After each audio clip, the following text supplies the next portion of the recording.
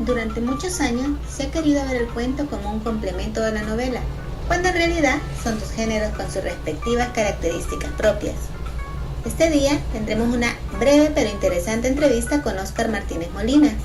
Él es mexicano, médico cirujano por la UNAM, pero también un excelente escritor de cuentos. Ha participado en los talleres de escritura, Laboratorio de Escritura Autobiográfica, Poeta Víctor Sosa de la Facultad de Filosofía y Letras de la UNAM, en el cuento Leo Mendoza de la Escuela de Escritores SOGEM.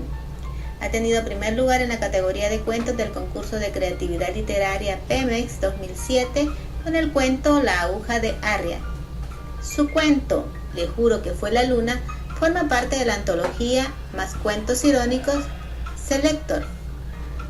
Publica sus cuentos desde 2003 en la página de los cuentos y participa en el blog Médicos Mexicanos por la Cultura y el Arte.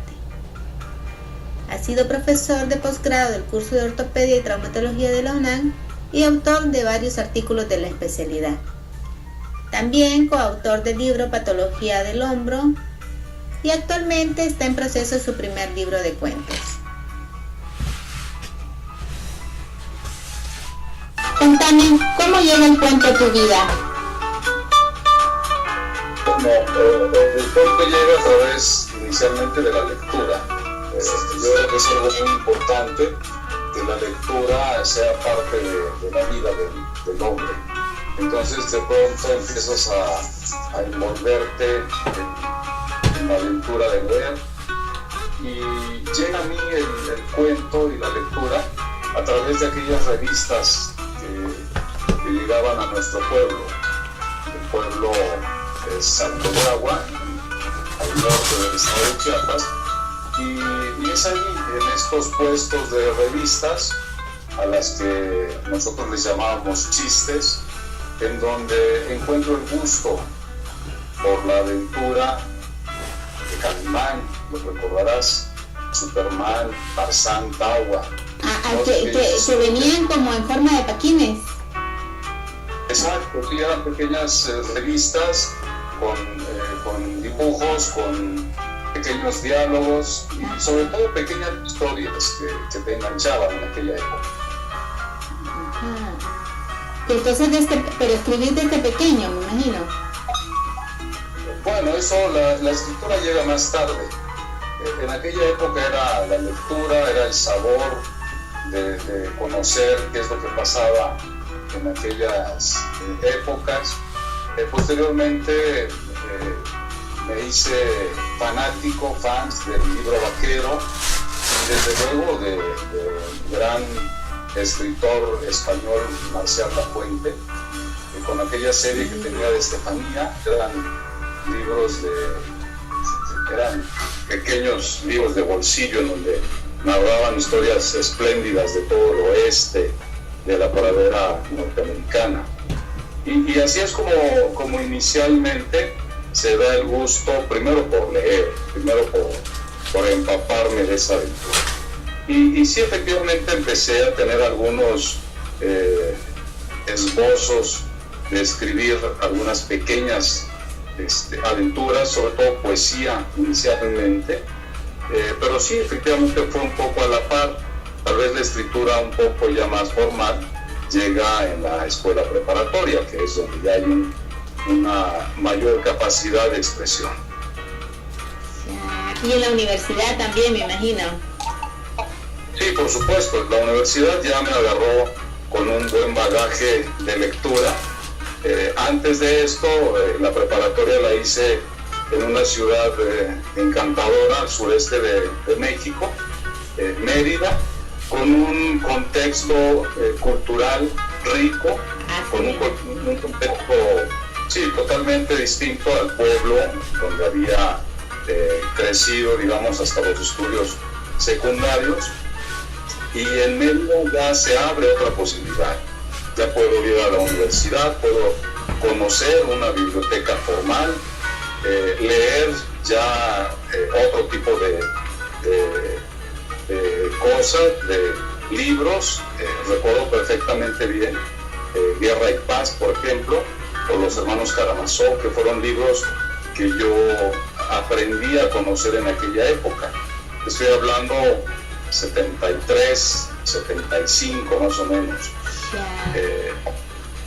Es una época universitaria, pero desde la preparatoria. Entonces, sigo con este gusto por conocer a través de la lectura, y llega por ahí aquellos libros de García Márquez, que me encantaron desde un principio, desde luego, y Rayuela, que marcó, digamos, un poco a toda nuestra generación, de Julio Cortázar. Entonces, son libros que han sido fundamentales como formativos, digamos, en esta etapa del lector.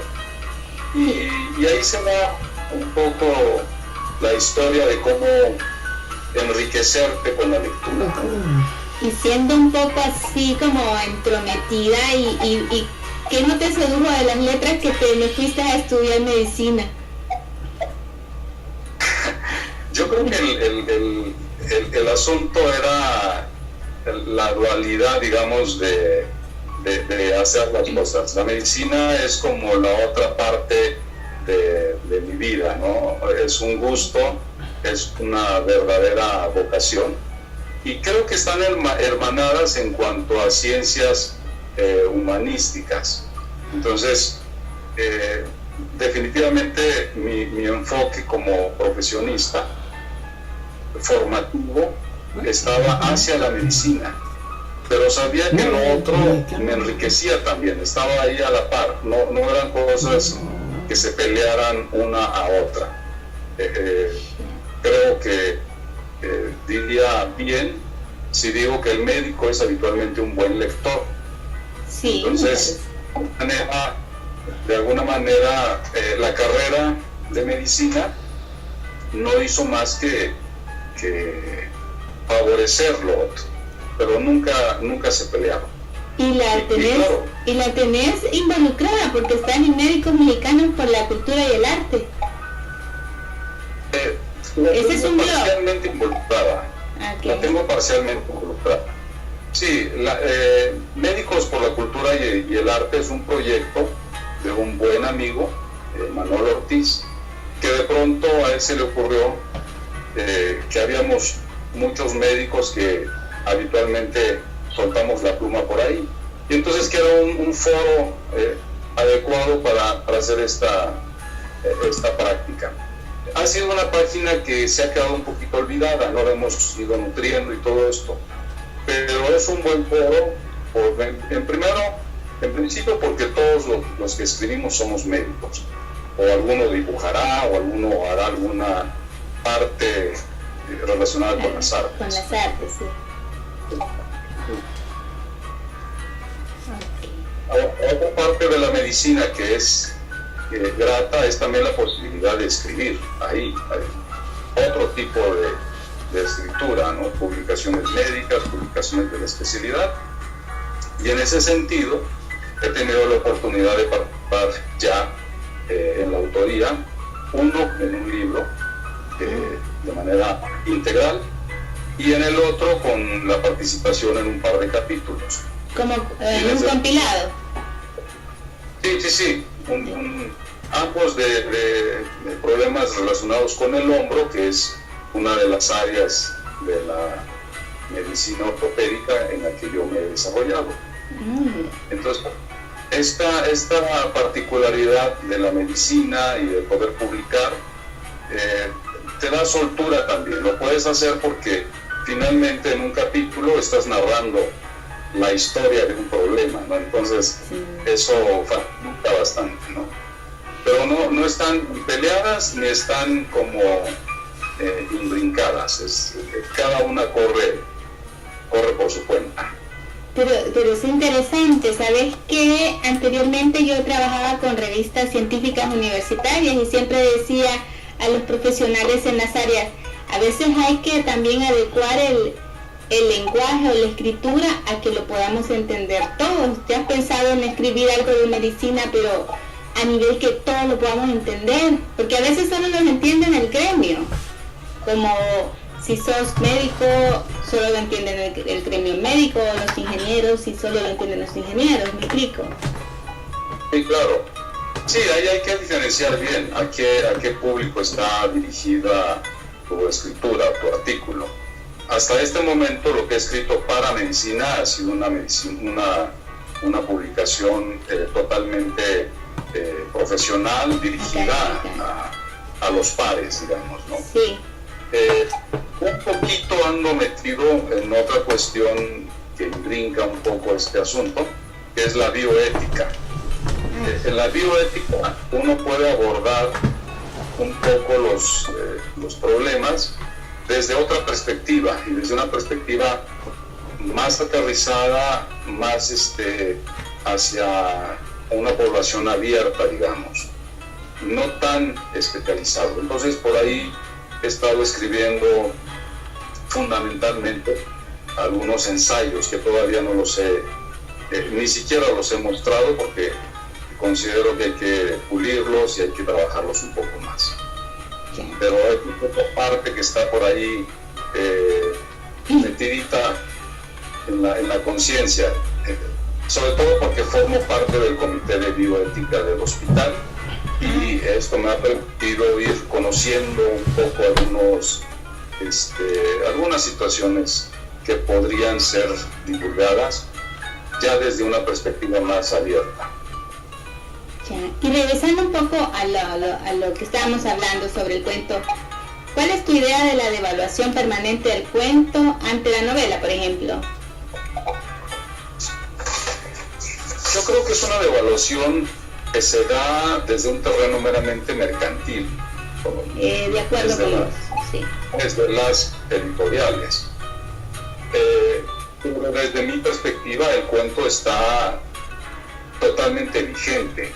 Y lo puedes ver por la enorme cantidad de publicaciones que hay en torno al cuento, la gran cantidad de concursos que se abren, la participación de escritores de mucho abolengo que frecuentemente hablan del cuento en términos de una estructura, de una forma narrativa rica y viva. Entonces yo creo que la devaluación es un poco más bien desde el punto de vista de la comercialización del cuento, y en ese sentido creo que hay pocos libros de cuentos que hayan sobresalido, digamos, desde el punto de vista comercial. Pero el cuento sigue teniendo una vigencia. Nosotros que nos dedicamos a esto lo vemos, hay foros, hay un intercambio entre escritores, y el cuento es vivo. Además, yo creo que la gran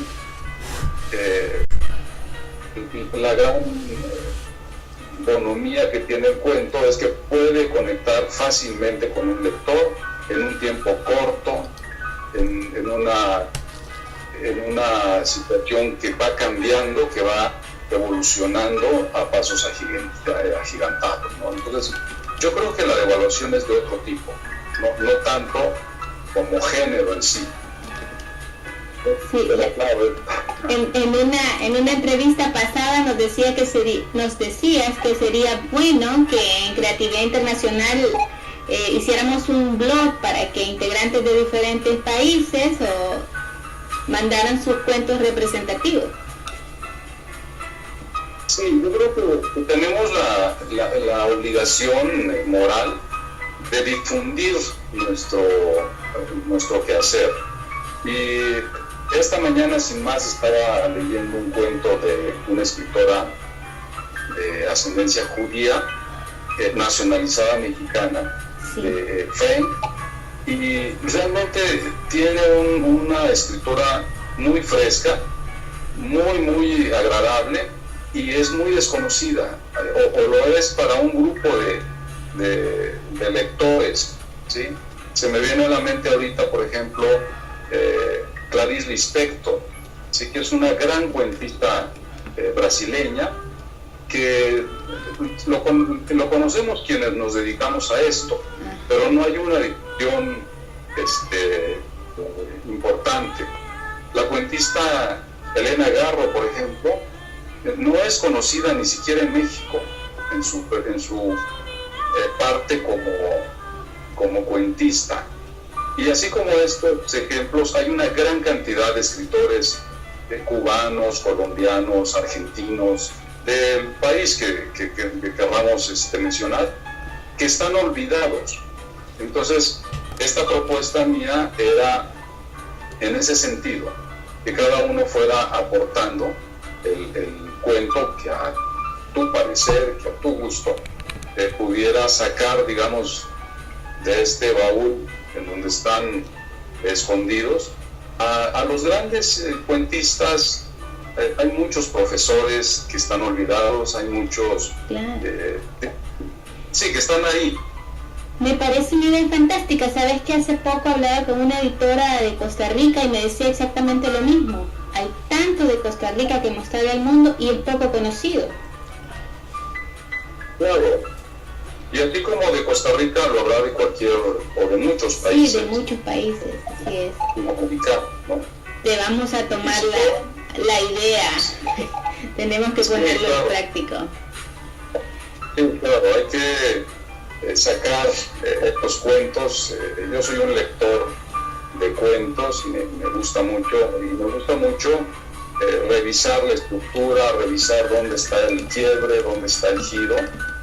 Por ahí en aquella entrevista mencioné 4 de mis cuentos, digamos, que para mi gusto son, por lo menos me han motivado a releerlos y a revisarlos, ¿no?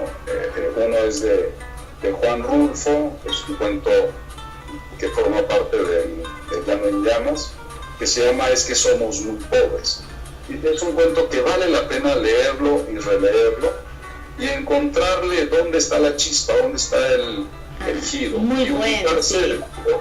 Sí, es un cuento que te permite ubicarte en ese México de miseria, en ese México que de una manera tan bonita, digamos, estéticamente o literariamente nos plasmó Juan Rulfo.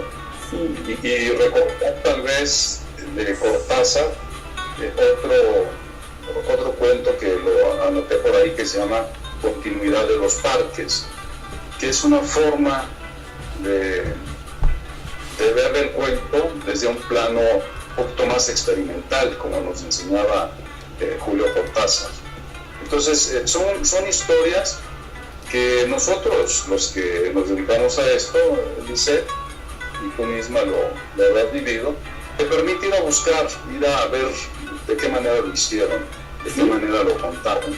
Sí, después de la entrevista pasada yo fui a buscarlos, te cuento, para leerlos, y buscando los que me han mencionado, también me encontré a otros como Horacio Quiroja, había uno que se llama La gallina degollada, creo. Muy buenos también, que yo no había tenido la oportunidad de leerlo. Sí, claro, es lo que yo te comentaba. Horacio Quiroga por cierto, él era también médico y tiene una vida terriblemente desastrosa, digamos, una corta vida que termina en el suicidio. Pero tiene por ahí 5 o 6 cuentos magistrales. Entre ellos, yo me recuerdo perfectamente el Almohadón de Plumas o el que acabas de mencionar, de La gallina degollada, sí, que son cuentos, primero con una enorme influencia de Edgar Allan Poe. Sí. Entonces, te das cuenta que hay un escritor ahí, Horacio Quiroga, que está refundido en algún lugar de la selva, y que es un creador impresionante con estos cuentos. Y claro, es un hombre conocido, es un hombre ya trascendido, digamos, pero que muchos de sus cuentos no son repasados, y eso es lo que creo que es importante tomar en cuenta, ¿no? ¿Y vos de dónde te alimentás para escribir tus cuentos?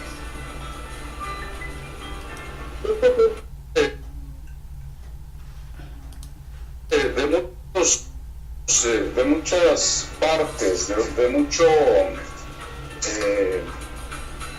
en primero lugar de la lectura, de mi gusto por eso, ¿no?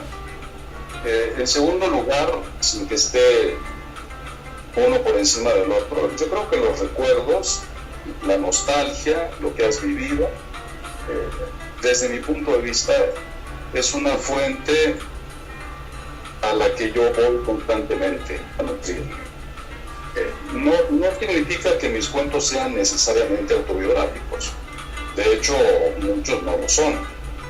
Pero sí se nutren de esos recuerdos. Y esos recuerdos están en el pueblo, en Yajalón, por ejemplo, que está al norte del estado y que es donde yo nací.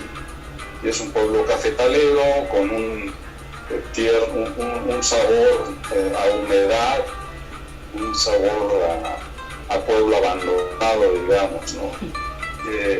También Salto de Agua, que es el otro pueblo del que yo constantemente me nutro y en el que he ubicado muchos de mis cuentos, con una característica fabulosa de ese pueblo.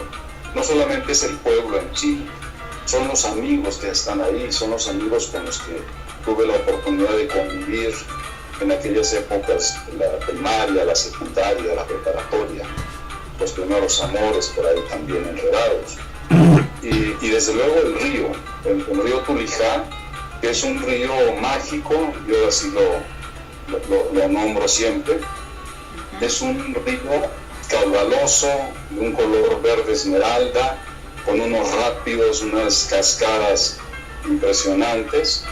Es un río vivo, es un río que tiene su propio espíritu, digamos, ¿no? Y fundamentalmente es ahí donde yo me nutro, así como lo hago en las calles de Tuxtla, en la casa, en Barrio Saba, en la familia, en estos amigos que están por ahí desperdigados. Todos estos chispazos, digamos, autobiográficos, que de alguna manera lo que hago es ficcionarlos, es ubicarlo por ahí. Pero esa es la fuente fundamental de la que yo me voy nutriendo. Y desde luego, las nuevas vivencias, lo que te va pasando, digamos, el día a día. Esta Ciudad de México que tiene para dar y regalar en ese sentido, ¿no? Maravilloso México, me encanta México. Mira, ¿y tenés algún proyecto editorial o una próxima publicación? Sí, fíjate que en este momento tengo por ahí una buena cantidad de libros preparados ya, incluso registrados ante derechos de autor. Son diferentes colecciones de cuentos. Entre todos yo creo que habrán unos, no sé, algo así como 400 o 500 cuentos. ¡Wow! Diferentes, agrupados en distintos libros, digamos, ¿no? Y por ahí hay algunos que están ya tomando forma para sacarlos ya en una publicación. Uno de ellos seguramente se llamará Aromas de Café o algo por el estilo, y que lo que puede acumular alrededor de 50 o 55 textos, son textos de alrededor de 1 o 2 cuartillas, en donde en cada historia hay por allí alguna taza de café. Esa es la característica. En cada historia tiene que haber una taza de café. Eso es muy seductor, Oscar. Por lo menos estará por ahí presente, o se derramará por ahí. Sí, pero lo importante era eso, que se respirara en cada una de las páginas, o que se respire en cada una de las páginas, la presencia del café, que es una presencia viva en México y particularmente en el estado de Chiapas. Y en todas partes. Pero no tenés una fecha así para decirnos más o menos cuándo vamos a tener ese libro. Mira, yo espero que sea probablemente a principio del 2017. Es lo más seguro que sea. ¿Y lo vas a tener en la versión impresa o va a estar también en la versión digital? Bueno, mi interés es que pudiera hacerse de una manera impresa. He estado en pláticas con una editorial de aquí de la Ciudad de México y estamos en ese proceso de poder llegar a un acuerdo pues agradable, ¿no? Pero también no deberías de poner la versión digital para todos los que no estamos en México y que queremos leer. No, claro, seguramente será ahora con el auge de internet y de todas estas publicaciones electrónicas, seguramente pudiera ser también por ahí. No me he dado a la tarea de investigar mucho ese aspecto, pero lo haré y si es factible sacarlo antes del 2017 por esa vía, pues lo haré. Ese es uno de mis proyectos. Ese es el primer libro que esperamos. Y el otro es un poco de cuentos que justamente en estos días iré a registrar entre derechos de autor. También es una recopilación de cuentos que te llamará de insomnios, desvelos y locuras de la Ciudad de México. Aquí toda la intención es mostrar una serie de cuentos, que son muchos, en torno a la Ciudad de México, en torno a las calles de la Ciudad de México, en torno a la forma muy particular de vivir del occidentalino. Y ese también es otro proyecto que está por ahí en la cabeza, dándole vuelta. Interesante, Oscar. ¿Cuál ha sido tu experiencia con nuestra red Creatividad Internacional en el tiempo que has estado con nosotros colaborando? Sí, ha sido una experiencia muy, muy gratificante. La verdad es que es una página que te permite volcar tus escritos, darlos a conocer, escuchar opiniones de otros compañeros, de otros escritores, leer a otros escritores, comentarles también a ellos. Es una página que yo creo que ha tenido que no ha perdido vitalidad. Todos los días ve uno artículos acerca del cine, propuestas, entrevistas como las que tú nos has hecho, escrito, poesía. Es una página que vale la pena dar a conocer como lo hemos estado haciendo, y personalmente para mí ha sido muy grato porque te permite dar a conocer tu trabajo. Sin más, esta entrevista nace precisamente por esa página. Entonces es una página que yo la quiero mucho y trato de mostrarla a través de las redes sociales, porque creo que es importante. Es una forma de que uno esté no solamente dando a conocer lo que tú haces, sino también dando a conocer que hay lugares donde puedes tú publicar o habrá muchos escritores por ahí que no se animan a hacerlo, y de pronto esta página Creatividad Internacional te abre una posibilidad muy grata. La verdad es que es muy grato así poder participar y ser uno de los escritores de esta página, particularmente en mi caso en el género de cuentos, que es lo que prácticamente el 90 y tantos % de lo que yo subo ahí es parte de la cuentista. Y si vas a tu cuarto, en tu mesa de noche donde pones tu libro, ¿qué libro encontraríamos? En este momento La Montaña Mágica de Thomas Mann. Ando enredado en eso, pero está siempre por ahí algo de Sabines, me gusta, ¿no? Y siempre habrá por ahí algo de García Márquez, alguna relectura. Soy un relector. Yo también. Hay libros a los que siempre llegas otra vez. Claro, es muy importante ser un relector. Esto es fundamental. Entonces esos libros sin duda estarán ahí. Ok, otra pregunta sí. Si te obligaran a escribir un libro con otro autor, puede ser vivo o muerto el autor, ¿quién sería? De algún autor. Ajá. Ya sabes qué siglo del pasado. Si tuvieras que escribir con un autor, ¿a quién escogerías? Yo creo que sin duda Juan Rulfo. Sí, sin duda. Yo creo que Juan Rulfo, no solamente porque es mexicano, sino porque mostró una forma distinta de escribir, una forma mágica de mostrarnos, de decir por dónde iba el camino. Y sin ser un maestro, sin ser un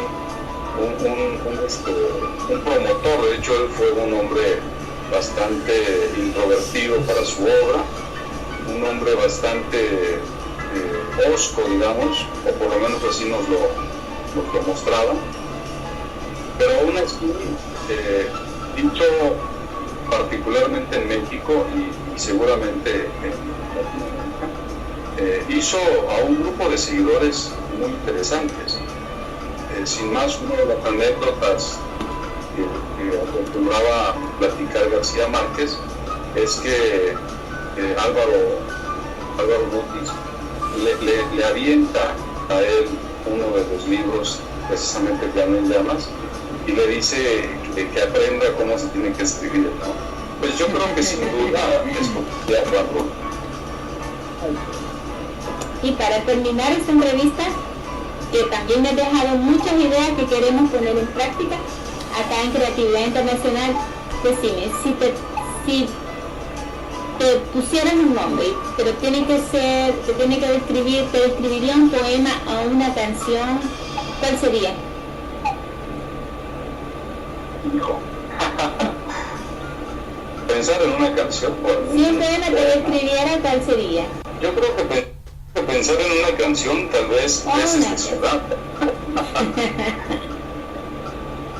Sí, yo creo que es una canción que describe una forma que está ahí. Igual y no soy de ese modo, pero que por lo menos me gustaría hacerlo, ¿no? Ok. Gracias, Oscar, y esperamos tenerte nuevamente en nuestro programa. Muchas gracias a ti, muchas gracias a tu audiencia y realmente agradecido de que se haya llevado a cabo esta entrevista. Y me tenés que prometer que cuando saques el libro tenés que presentarlo por Creatividad Internacional. Claro que sí, lo haré con mucho gusto. Gracias, Oscar. Hasta luego. Hasta luego. Buenas noches.